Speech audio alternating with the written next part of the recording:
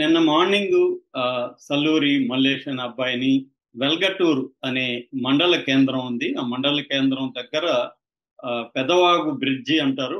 Pedavagu bridge దగ్గర వెళ్తుంటే ఆ అబ్బాయి మీద సడన్ గా అటాక్ చేశారు. అటాక్ చేసి అక్కడ అతన్ని కొట్టారు. కొట్టిన తర్వాత అతన్ని తీసుకెళ్లి కోటిలింగాల రోడ్డు దగ్గర ఒక పాత వైన్స్ ఉంటే ఆ వైన్స్ వెనక్కి తీసుకెళ్లి అతన్ని కత్తులతో దారుణంగా పొడిచి చంపేసి శవాన్ని అక్కడ పడేసి వాళ్ళ నాన్నకు ఫోన్ చేసి మీ కొడుకును మేము చంపేశాం అని కూడా చెప్పారు. సో ఇది ఇప్పుడు విపరీతంగా వైరల్ అవుతుంది, ఒక సంచలనం అయితే సృష్టిస్తుంది. ఎందుకంటే ఈ అబ్బాయిది నేతకాని కులం అంటారు. నేతకాని అంటే ఎస్సీ అన్నమాట. ఆ అమ్మాయిలది అప్పర్ కాస్ట్. అమ్మాయి కులం పేరు చెప్పట్లేదు మనకి పోలీసులు. సో ఏదేమైనా అప్పర్ కాస్ట్ అని చెప్తున్నారు. సో దీన్ని ధర్మపురి సిఐ నరసింహారెడ్డి ఆధ్వర్యంలో ఒక టీము దీని మీద పనిచేస్తుంది. సో అసలు ఎందుకు ఈ అబ్బాయిని చంపాల్సి వచ్చింది? ఈ అబ్బాయి ఏం చేసి తప్పు ఏం చేశాడు? ఏం జరిగింది అంటే గత 4 ఏళ్ల నుంచి ఈ మల్లేష్ ఇంకొక అమ్మాయి ఇద్దరు కూడా లవ్ లో ఉన్నారు.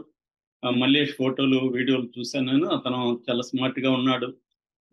సో వీళ్ళిద్దరూ గతంలో అనేక సార్లు కేసులు పెట్టుకున్నారు.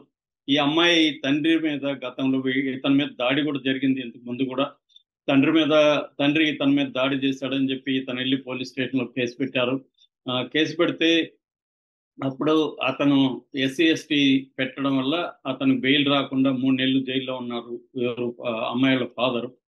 దాని తర్వాత 2 పంచాయతీలు జరిగి ఇది వ్యవహారం అనేది జరగదు, మీకిద్దరికి పెళ్లి అనేది సాధ్యం కాదు, కాబట్టి నువ్వు వదిలేసే నీ అబ్బాయికి ఆ అమ్మాయికి ఇద్దరికి చెప్పారు.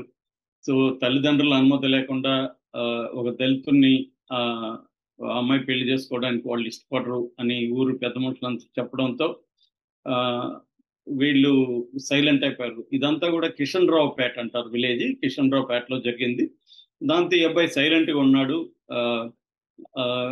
కానీ ఆ అమ్మాయి ఇతనికి కెలుకుతుంది, ఫోన్లు చేస్తుంది, మెసేజ్లు పెడుతుందని ఈ అబ్బాయి వాళ్ళు చెప్తున్నారు. ఇక్కడ ఏంటంటే మనం వెళ్ళి అక్కడ విచారించలేదు కాబట్టి పబ్లిక్ డొమైన్ లో ఉన్న ఇన్ఫర్మేషన్ మనం అనలైజ్ చేయగలం. ఎందుకు అన్ని కోణాలు పబ్లిక్ డొమైన్లోకి రావు అనమాట. ముఖ్యంగా ఇప్పుడు ఏంటంటే మీడియా వెళ్ళి ఎవరిని కలుస్తుందో వాళ్ళదే మనకు తెలుస్తుంది. ఆ అమ్మాయి వాళ్ళ పేరెంట్స్ కానీ ఆ అమ్మాయిని కానీ మీడియా కలవలేదు, వాళ్ళు కలవడానికి ఒప్పుకోలేదు. పేరెంట్స్ అయితే వాళ్ళు పరారులో ఉన్నారు, తల్లిదండ్రులు. ఇటు ఈ అబ్బాయికి సంబంధించిన పేరెంట్స్ ని వాళ్ళని మాత్రమే మీడియా కలిసింది. ఇంకొక యాంగిల్ వచ్చి పోలీసులు ఏం చెప్తున్నారని యాంగిల్. ఇంతవరకే మనకి సమాచారం ఉంది. సమగ్రమైన అందరి ఇన్వాల్వ్ అయిన అందరి దృక్కోణాలు ఏంటి, పర్స్పెక్టివ్స్ ఏంటి అనేది మనకి తెలియదు. సో కాబట్టి ఓవరాల్ గా ఈ అబ్బాయి వాళ్ళ తల్లిదండ్రులు ఏం చెప్తున్నారంటే మా వాడు 4 ఏళ్లుగా ఇది జరుగుతుంది, మళ్ళీ సైలెంట్ అయిపోయాడు, కానీ ఆ అమ్మాయి ఫోన్లు చేస్తుంది, మేము వద్దని చెప్పాము, అమ్మ ఇది జరగని పని, మేము తక్కువ కులం అని చెప్పి మీ వాళ్ళు చెప్తున్నారు, కాబట్టి మా వాడిని వదిలే అని నేను కూడా చెప్పాను, కానీ ఆ అమ్మాయి వినట్లేదు, ఫోన్లు చేస్తుంది. ఆ క్రమంలో మా వాడిని నిన్న ముగ్గురు వచ్చి తీసుకుపోయారు. తీసుకుపోయినాక కొంతసేపటి తర్వాత నాకు ఫోన్ వచ్చింది, మీ వాడిని ఇలాగ చంపేశాం అని ఫోన్ చేసి చెప్పారు. ఆ తర్వాత మేము పరుగున పోయి పోలీసులకి కంప్లైంట్ ఇచ్చి ఆ బాడీని తీసుకున్నాము. వాళ్ళు పోస్ట్ మార్టం చేశారు.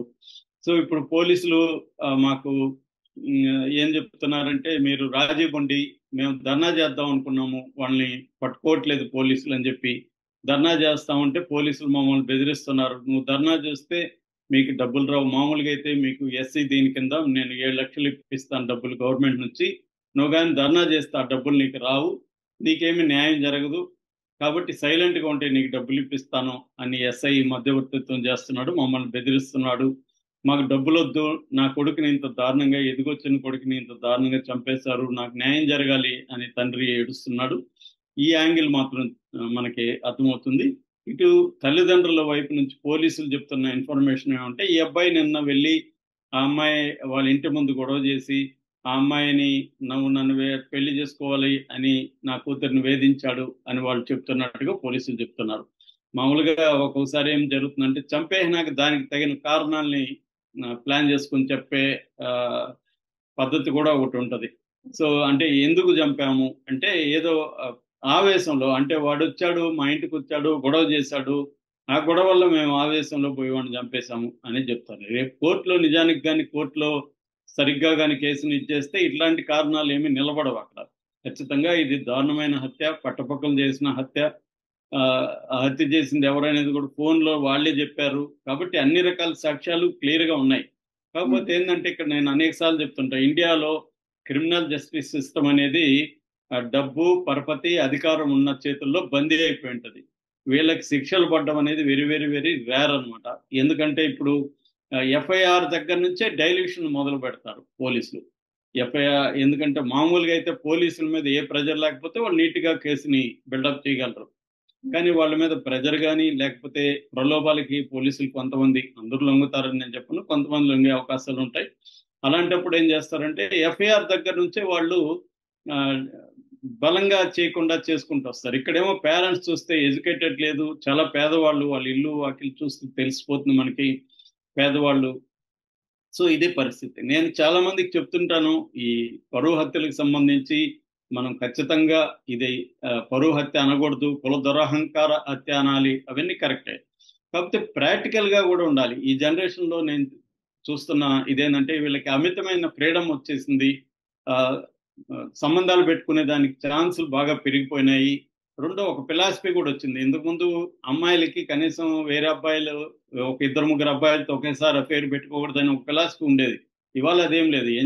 లైఫ్ అంటే ఎంజాయ్ చేయడం, హ్యాపీగా ఉండడం అన్న ఫిలాసఫీ అందరికి వచ్చేసింది. ఇది దాన్ని తప్పని నేను అనట్లేదు. కానీ దీనివల్ల వచ్చే సైడ్ ఎఫెక్ట్స్ ఏవైతే ఉన్నాయో, ప్రాక్టికల్ ప్రాబ్లమ్స్ ఏవైతే ఉన్నాయో, అవి ఆలోచించకుండా ఆహ్, వీళ్ళు దీంట్లోకి వెళ్ళిపోతున్నారు. ఇదొక ట్రాప్. ఫ్రీడమ్ అనేది ఒక ట్రాప్. ఈ ఫ్రీడమ్ అనేది మనం ఉందని మనం అనుకుంటాం. నిజానికి ఫ్రీడమ్ ఏమి లేదు. సో, ఎప్పుడైతే ఉందనుకోని మనం ఈ ట్రాప్‌లోకెళ్తామో, ఇది జరుగుతుంది. ఇప్పుడు ఈ అబ్బాయి చదువుకున్నాడు. 26 ఏళ్ళు. వాళ్ళ ఇంటికి పెద్ద ఆహ్, ఇతనే సంపాదించి వాళ్ళ ఇంటికి చెయ్యాలి. అలాంటి వ్యక్తి ప్రేమలో పడి, ఇది సాధ్యం కాదని తెలిసినా గూడా ఆ ట్రాప్‌లోకే ఎళ్ళిపోయి పదే పదే చేయడం వల్ల పంచాయతీలు జరిగి, అనేక సార్లు గోల జరిగిన తర్వాత తను సైలెంట్‌గా అక్కడి నుంచి వేరే సిటీకొచ్చేసి ఎక్కడో జాబ్ చూసుకుంటే ఇలా సైలెంట్‌గా ఉండాల్సిన వ్యక్తి ఇది వదిలేసి ఆ ఎమోషనల్ ట్రాప్‌లోకి దాంట్లోకెళ్ళిపోయి ఇది ఏమంటే ఆహ్, నెవర్ ఎండింగ్ వ్యవహారం ఇది. ఈ దీంట్లో. సో, హ్మ్. ఇతనికి సపోర్ట్ సిస్టమ్స్ లేవు. నేను చాలా సార్లు చెప్తున్నాను. లవ్ అనేది కూడా పవర్ డైనమిక్స్ ఉంటాయి దాంట్లో. ఎనీ రిలేషన్‌షిప్స్‌లో పవర్ డైనమిక్స్ ఉంటాయి. అంటే నీ స్థాయి ఏంటి? నీకున్న సపోర్ట్ సిస్టమ్ ఏంటి? నీకున్న ఈ వ్యవస్థలో నీకున్న బలం ఏంటి? ఇవేవీ లేకుండా ఐడియలిస్టిక్‌గా నేను ప్రేమిస్తున్నాను. నేను దేనికైనా రెడీ. ఇవన్నీ అంటే ఇలాంటివి జరుగుతుంటాయి. అందుకని మనం ఆహ్, ఈ డిమాండ్స్ చేస్తూనే చంపిన వాళ్ళని శిక్షలు పడాలి అనే డిమాండ్స్ చేస్తూనే, ఈ కుల దురహంకారం నశించాలని చెప్తూనే, ప్రాక్టికల్‌గా గూడా ఉండాల్సిన అవసరం ఏంటి? మనకి సపోర్ట్ సిస్టమ్స్ ఏమున్నాయి? ఈ వ్యవస్థలో ఇవన్నీ లేకుండా సినిమాటిక్‌గా సినిమా కథలు వేరు. నిజ జీవితంలో జరిగేది వేరు. సినిమాల్లోనూ, సీరియల్‌లోనూ లేకపోతే వెబ్ సీరీస్‌లో జరిగినట్టుగా ప్రేమ కోసం ఏమేమి జేసి ఎలా సాధించారనేది ఇక్కడ సాధ్యం గాదు. అట్లా ఒక కుర్రవాడు హీరోలాగా అందరిని జయించి అతన్ని ఆ అమ్మాయిని తీసుకెళ్ళేది ఇక్కడ సాధ్యం గాదు. అందుకనే మనకి ఇందాక మార్నింగ్ గూడా గండికోటకి సంబంధించిన అమ్మాయి విషయం జెప్పుకున్నాం. అక్కడ రివర్స్ జరిగింది. అమ్మాయి చనిపోయింది. ఇక్కడ అబ్బాయి. పరువు హత్యలు ఈ మధ్య కాలంలో బాగా పెరుగుతున్నాయి. సోషల్ మీడియా ఇవన్నీ పెరిగినాక అఫెయిర్‌లనేవి ఈజీ అయిపోతున్నాయి. సంబంధాలు పెట్టుకోవడం అనేది ఈజీ అయిపోతుంది. దాంతో పాటు ఇది పబ్లిక్ అవుతుంది. హత్యలు చేయడం గూడా ఈజీ అన్న కాన్సెప్ట్ వచ్చేసింది.